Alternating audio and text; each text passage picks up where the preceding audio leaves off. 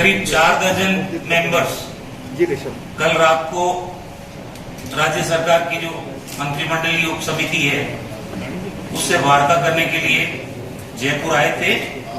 कल रात को भी अशोक चांदना जी और मैंने सभी सम्मानित संघर्ष समिति के सदस्यों से वार्ता की। उसके बाद तय हुआ कि आज फिर हम समस्त अधिकारियों के साथ 12:30 बजे यहाँ पे उनसे वार्ता करेंगे।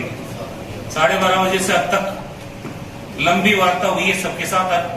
लगभग 14 बिंदुओं पर जो संघर्ष समिति के द्वारा हमारे सामने रखे थे उन 14 बिंदुओं पे सहमति बनी है और उस सहमति पे सबके हस्ताक्षर हुए हैं और वो समझौता इस प्रकार है जो मैं आपको बता रहा हूं। गुर्जर आरक्षण के दौरान एक लंबे समय से इनकी मांग थी। 3 मृतकों श्री कैलाश गुर्जर, श्री मानसिंह गुर्जर, श्री बद्री गुर्जर, इनके परिजनों को 5-5 लाख रुपए की आर्थिक सहायता प्रदान की जाएगी तथा इन तीनों के परिवारों के एक सदस्य को नगर परिषद और नगर निगम में नौकरी दी जाएगी।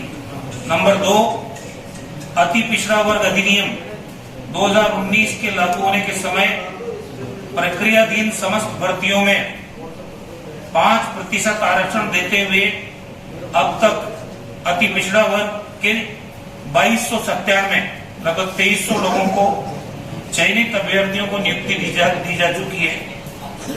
इसके अलावा अभी तक पूर्ण होने से शेष भर्तियों में अति पिछड़ा वर्ग के लिए 5% के अनुसार जितने भी पद आरक्षित हैं उन पर चयन के पश्चात अतिरिक्त अति पिछड़ा वर्ग के अभ्यर्थियों को नियुक्ति दी जाएगी। एमबीसी तीसरा नंबर था। एमबीसी वर्ग के 1252 अभ्यर्थियों को नियमित वेतन श्रृंखला के समकक्ष समस्त परिलाभ दिए जाएंगे। नंबर 4, वर्ष 2011, ये कौन बोल रहा भैया? वर्ष 2011 में हुए समझौते में केस वापसी के संबंध में आपसी समन्वय एवं केस वापसी की प्रगति के लिए पूर्व में जारी किए गए आदेश के तहत बैठक आयोजित की जाएगी। नंबर 5, देवनारायण योजना के तहत निर्माणाधीन 5 आवासीय विद्यालयों एवं 5 अन्य आवासीय विद्यालयों की मॉनिटरिंग के लिए अधिकारियों की समिति गठित की जाएगी। इन 5 आवासीय विद्यालयों में से पीपर्रा में जो आवासीय विद्यालय बनना है उसकी टेंडर प्रक्रिया तुरंत शुरू की जाएगी।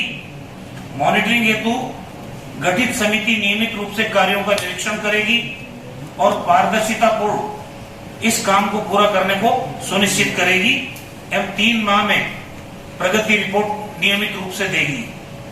छठा पॉइंट है, देवनारायण योजना की प्रगति के संबंध में कैबिनेट सब कमेटी के साथ अति पिछड़ा वर्ग के प्रतिनिधियों की संयुक्त बैठक आयोजित की जाएगी। 7वां पॉइंट है, अति पिछड़ा वर्ग में शामिल लबाना जाति के अलावा अन्य लोगों के लबाना जाति के जारी हुए जाति प्रमाण पत्रों की जांच की जाएगी। जांच के उपरांत यथोचित कार्रवाई की जाएगी। नंबर 8, पीपर्रा या मोरोली दोनों में से एक जगह जहां भी संघर्ष समिति के लोग कहेंगे वहां खेल स्टेडियम का निर्माण किया जाएगा। दूसरा नंबर 9, ये जगह कौन सी थी? बयाना की जगह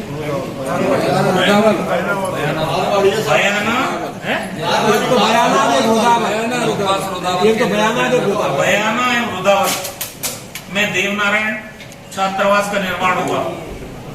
10वां नंबर है, बैठक में रायका समाज के प्रतिनिधियों द्वारा घुमंती जातियों के बारे में दिए गए सुझावों का अध्ययन किया जाएगा। नंबर 11, राज्य सरकार कार्मिक विभाग द्वारा अति पिछड़ा वर्ग हेतु आरक्षण से संबंधित प्रावधानों को नवी सूची में शामिल करने हेतु पूर्व में भारत सरकार को राज्य सरकार के द्वारा दिनांक 22 फरवरी 2019 को एवं दिनांक 21 अक्टूबर 20 को लिखा जा चुका है। इस हेतु पुनः भारत सरकार को उक्त आरक्षण प्रावधान को नवी अनुसूची में शामिल करने हेतु राज्य सरकार द्वारा तत्काल पुनः लिखा जाएगा। नंबर 12, दिनांक 16/8/2018 के मंत्रिमंडलीय उपसमिति द्वारा लिए गए निर्णय के संबंध में माननीय मुख्यमंत्री महोदय से वार्ता की जाएगी। नंबर 13, गुर्जर आरक्षण आंदोलन के संदर्भ में दिनांक 5/1/2011 को हुए समझौते के बिंदु संख्या 3 है के संबंध में विशेष पिछड़ा वर्ग के लिए समिति द्वारा पदों को सुरक्षित रखने के संदर्भ में वर्तमान में माननीय उच्चतम न्यायालय में लंबित एसएलपी का निर्णय होने के पश्चात माननीय न्यायालय के निर्णय के प्रकाश में विधिक प्रावधानों के अनुसार कार्यवाही हेतु विचार किया जाएगा।